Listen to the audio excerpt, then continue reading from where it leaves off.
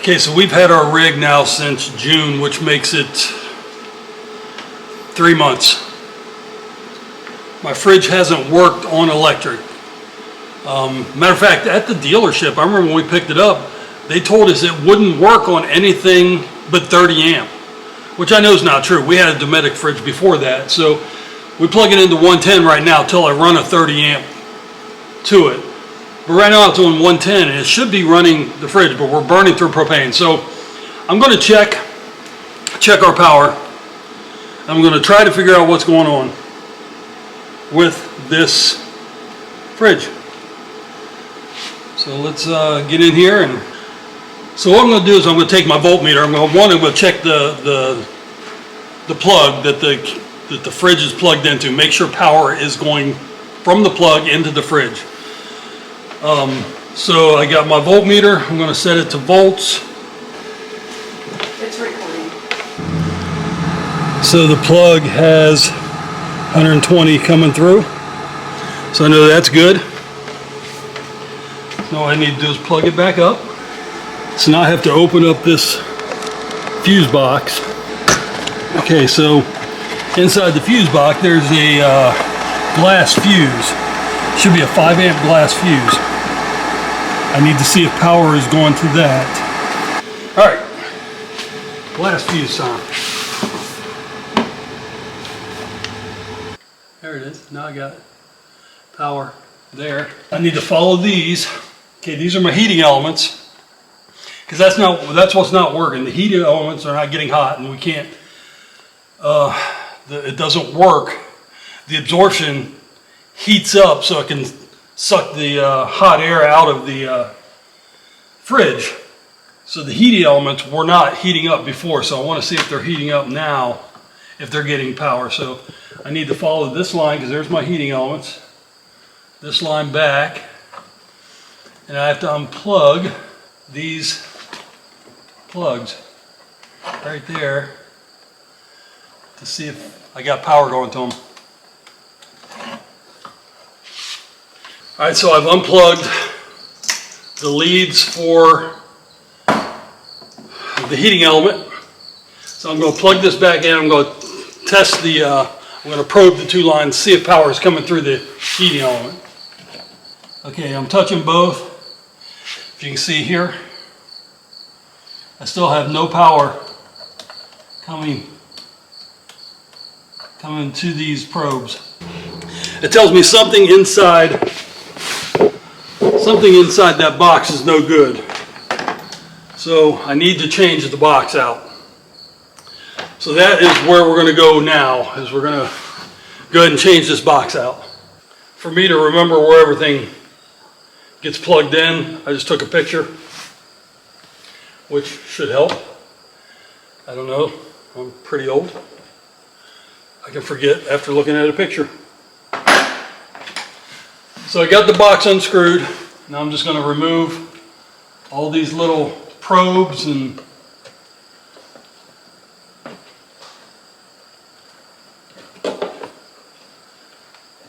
see about getting it.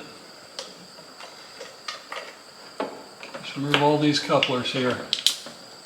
So I'm using a little I call it a crow's foot, little tack puller, whatever you want to call it. I'm getting behind the coupler and pulling them out versus grabbing the wire.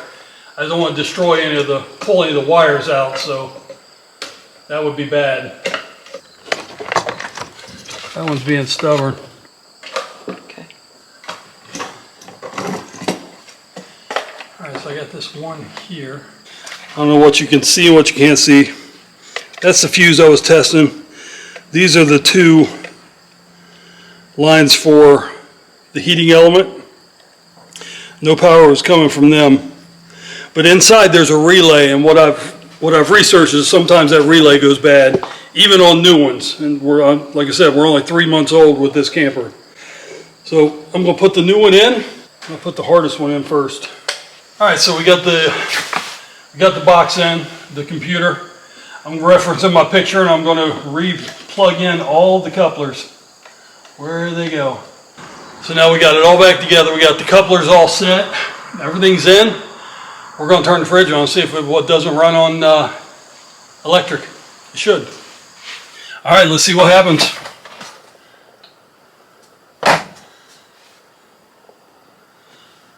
Okay, so the LP light went off, so it means it is working on electric. Job well done. As you can see, the LP's light's not lit up, it's on auto. So that means if the LP light's not lit up, it is running off electric. So we'll just have to wait and see if the temperature drops. It was 33, we've lost 3 degrees in it just working on it, but a matter of 15 minutes and we've changed that box out, so it's really easy to do. And the steps, if you didn't catch it, if yours is not working on electric, get a voltmeter, unplug your fridge, check the power to the fridge. If it's got power, plug it back in, check the glass fuse. If that has power, find your heating elements, run it back to what plugs they are, unplug both of them, and then see if you got any power coming through those. And mine did not. And that's how I knew that there was something wrong with that board.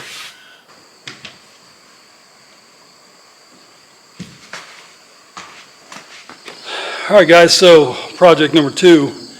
When I put my hitch in, I must not have done enough research, but because I have a 2019 Chevy, if you don't have the prep package, which is the puck system, you have to buy brackets to go underneath so you save your bed. Well, with the puck system, I was supposed to buy these. They go down inside the pucks just for stability. So I doing more research on it. I went ahead and bought them. We're just going to put them in.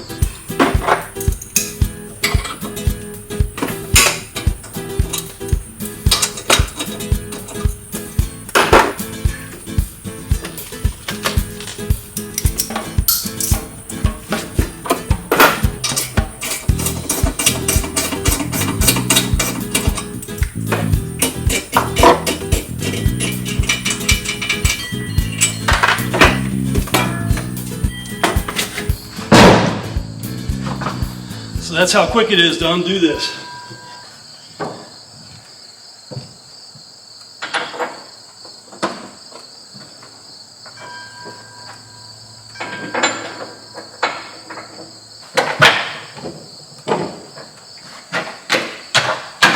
I don't know if it would have made that big a difference, but I'd rather be safe than sorry.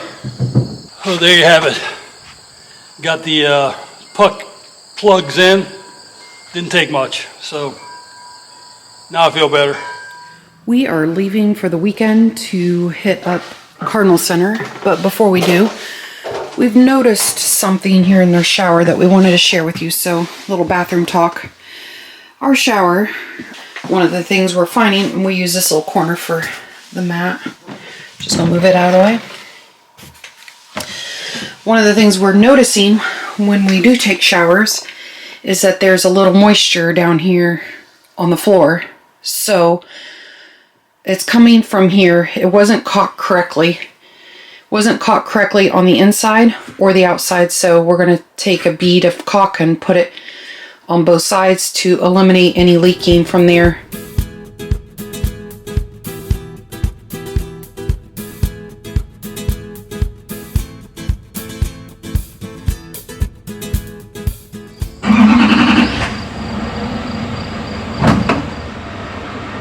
Keep coming.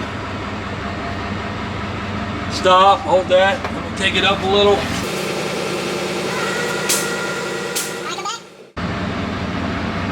Hold.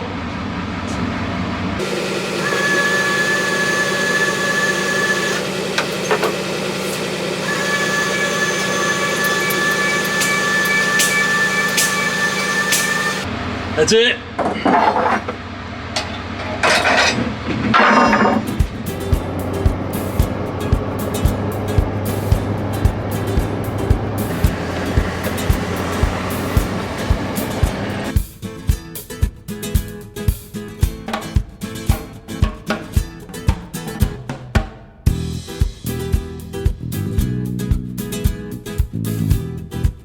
We do have an appointment finally to get this fixed with the black tank flush. We know what the problem is. Everything that was built around the time this was, there was an associate online putting in the backflow valve upside down. Problem is, where our toilet is, there's an angled wall It's right behind that wall.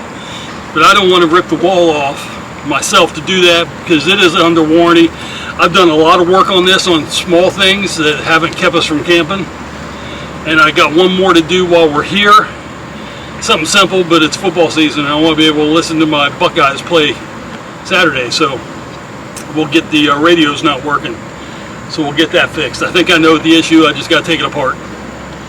Other than that, we are pretty much set up. Yeah. All right, another thing that hasn't worked since day one is the radio. Turn it on, all we get is static. No matter where we are, we can't pick up a radio station. So my guess is they didn't plug in the antenna, but the only way to find out is to pull it out. So what I'm going to use is a little plastic tool to get under here so I don't scratch anything. Then I believe there are 4 screws, so I'll just take them out with this. So let's go ahead and get started. Alright, so first and foremost, I'm going to try to get behind this little plastic cover, which, there we go. You get it just right and it'll pop off. So I see 1, 2, 3, 4 screws.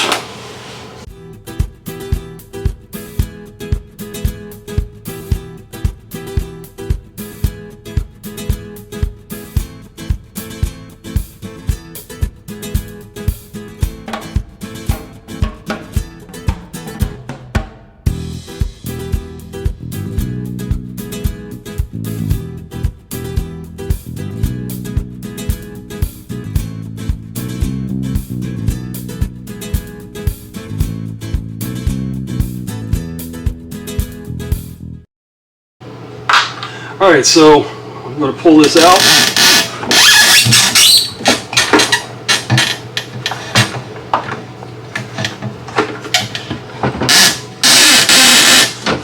Alright, so sure enough, right here is the antenna port and no antenna attachment. So see if I can find something back here loose. Look what I just found. The antenna. So we're just going to hook it up. Now the key is, try it before you plug it back in. You could even retire gentlemen. If you guys remember, he was battled cancer, and so now we have voices. We have voices. It's working. Yeah, now I can listen to the Buckeyes. That's really the only reason I wanted to fix it, so I can watch the Buckeyes play them or listen to the Buckeyes play, because we can't get them on local TV here. So. And I still want to watch the Buckeyes even if I'm camping, or listen to them. And it's almost like there's always something with a new rig. So if you're having issues with it, something like this is real simple. I did look on my the Furrion book for this that's online, the owner's manual, just to make sure that the cover did come off. You know, I assumed it did, but you know what happens when you assume. And right back on, just like that. Oh, man, it's good stuff, yeah. Alright, to quote a famous line, ain't nobody. Right on.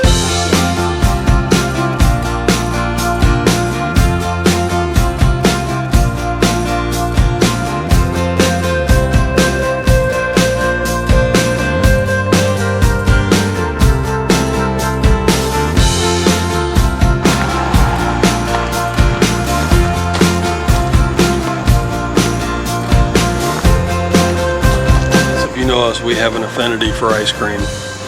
It never fails. We end up in an ice cream place. Even when it's freezing cold in the winter, we end up getting ice cream.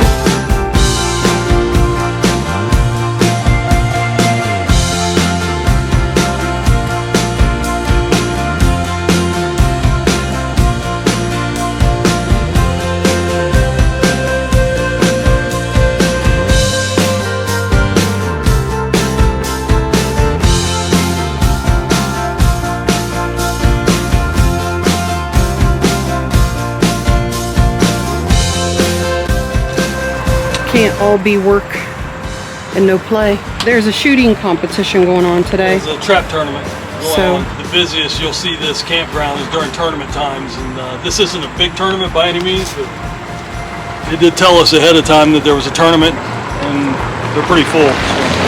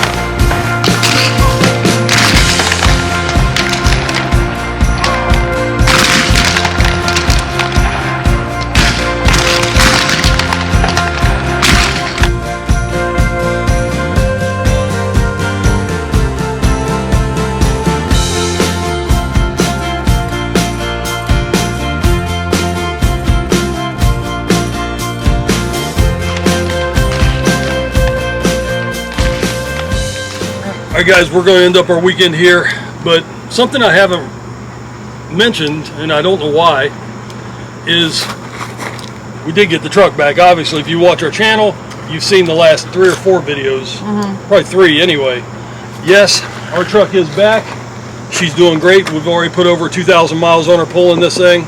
It was just more of a weekend of like getting things a little more tidied up with the camper. Right. So if you have issues with your camper, don't be afraid to try to fix them. There's a lot of research you can do.